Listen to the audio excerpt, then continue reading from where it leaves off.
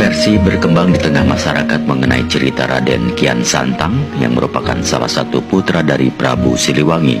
Dalam satu versi disebutkan, Kian Santang lahir dari rahim Dewi Kumalawangi di Pajajaran tahun 1315 Masehi.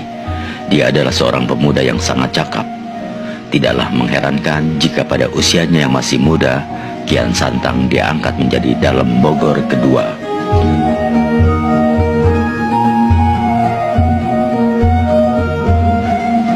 Konon Raden Kian Santang juga sakti mandraguna.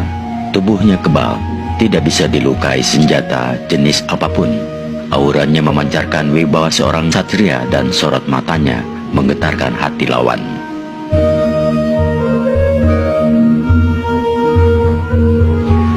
Diriwayatkan Prabu Kian Santang telah menjelajahi seluruh tanah Pasundan, tapi seumur hidupnya dia belum pernah bertemu dengan orang yang mampu melukai tubuhnya.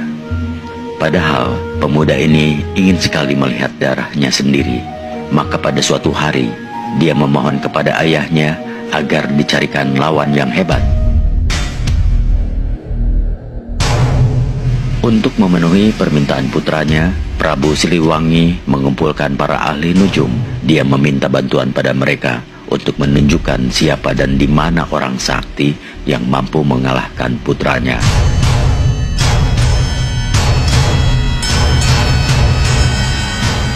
Kemudian datang seorang kakek yang bisa menunjukkan orang yang selama ini dicari.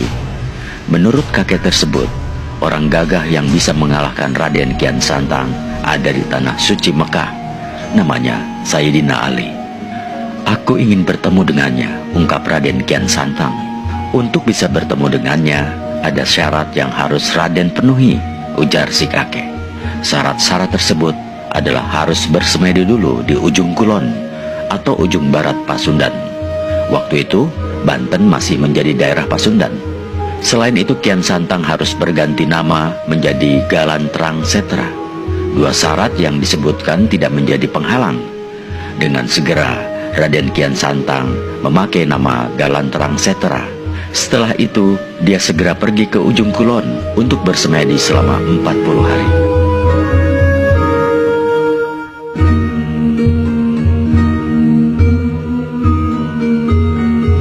Selanjutnya, Galantrang Setra pergi ke Mekah. Konon Kian Santang yang telah berganti nama menjadi Galantrang Setra ini pergi ke Mekah dengan ilmu kesaktiannya sehingga tidak memakan waktu lama untuk sampai di sana. Sesampainya di Arab, beliau langsung mencari Sayyidina Ali. Anda kenal dengan Sayyidina Ali? Tanya Kian Santang pada seorang lelaki tegap yang kebetulan berpapasan dengannya. Kenal sekali, jawabnya. Kalau begitu, bisakah kau antar aku ke sana? Bisa, asal kau mau mengambilkan tongkatku itu. Demi untuk bertemu dengan Ali, Kian Santang menurut untuk mengambil tongkat yang tertancap di pasir. Tapi alangkah terkejutnya dia. Ketika mencoba mencabut tongkat itu, ia tidak berhasil. Bahkan meski dia mengerahkan segala kesaktiannya, dari pori-porinya keluar keringat darah. Begitu mengetahui Kian Santang tidak mampu mencabut tongkatnya, maka pria itu pun menghampiri tongkatnya sambil membaca Bismillah. Tongkat itu dengan mudah bisa dicabut. Kian Santang keheranan melihat orang itu dengan mudahnya mencabut tongkat tersebut, sedang dia sendiri tidak mampu mencabutnya. Mantra apa yang kau baca tadi hingga kau begitu mudah mencabut tongkat itu? Bisakah kau mengajarkan mantra itu kepadaku? Tidak bisa, karena kau bukan orang Islam. Ketika dia terbengong dengan jawaban pria itu, seseorang yang kebetulan lewat di depan mereka menyapa, Assalamualaikum Sayyidina Ali.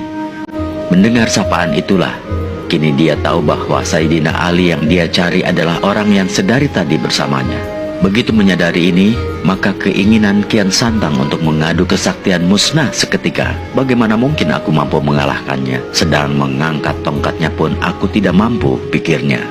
Singkat cerita, akhirnya Kian Santang masuk agama Islam. Dan setelah beberapa bulan belajar agama Islam, dia berniat untuk kembali ke Pajajaran untuk membujuk ayahnya agar ikut memeluk agama Islam. Sesampainya di Pajajaran, dia segera menghadap ayahandanya. Dia ceritakan pengalamannya di tanah Mekah dari mulai bertemu Sayyidina Ali hingga masuk Islam. Karena itu dia berharap ayahandanya masuk Islam juga.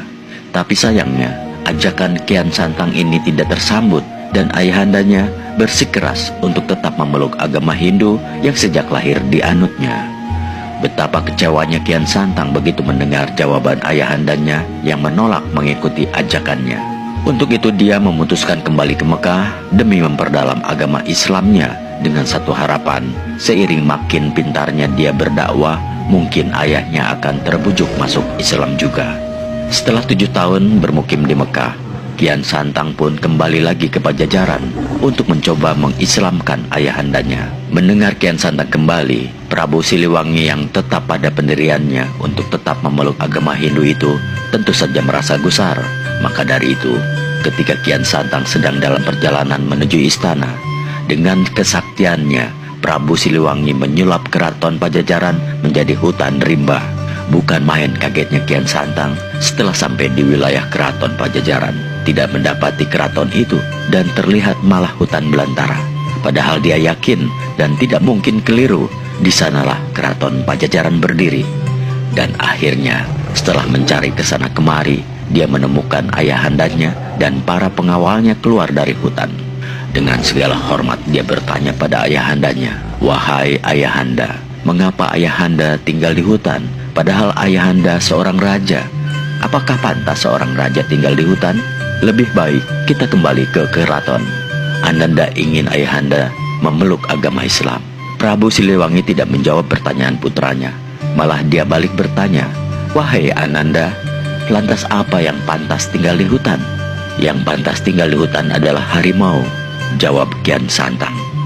Konon, tiba-tiba Prabu Siliwangi beserta pengikutnya berubah wujud menjadi harimau. Kian Santang menyesali dirinya telah mengucapkan kata harimau hingga ayahanda dan pengikutnya berubah wujud menjadi harimau. Maka dari itu, meski telah berubah menjadi harimau, namun Kian Santang masih saja terus membujuk mereka untuk memeluk agama Islam. Namun rupanya harimau-harimau itu tidak mau menghiraukan ajakannya. Mereka lari ke daerah selatan yang kini masuk wilayah Garut. Kian Santang berusaha mengejarnya dan menghadang lari mereka. Dia ingin sekali memujuk mereka. Sayang, usahanya gagal. Mereka tidak mau lagi diajak bicara dan masuk ke dalam goa yang kini terkenal dengan nama Goa Sancang yang terletak di Leuweung Sancang di Kabupaten Garut.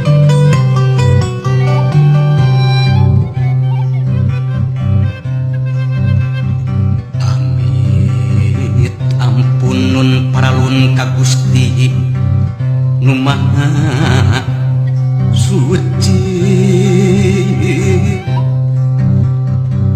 nedapang jiat pangraksa para abdi-abdi seni, sejak ngaguar larangatan titis waris ini laki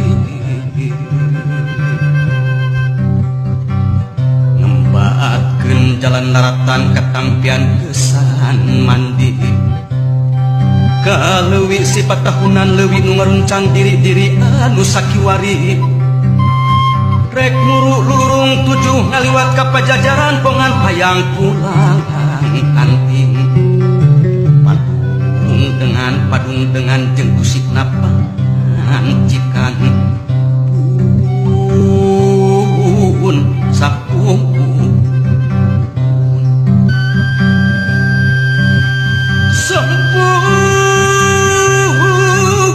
rasun karumupun kahyang Prabu Siliwangi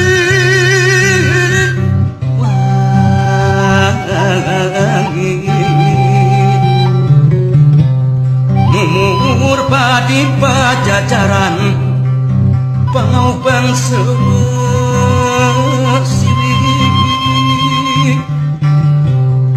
nu gelar di tata Sunda muka nyebarkeun wangi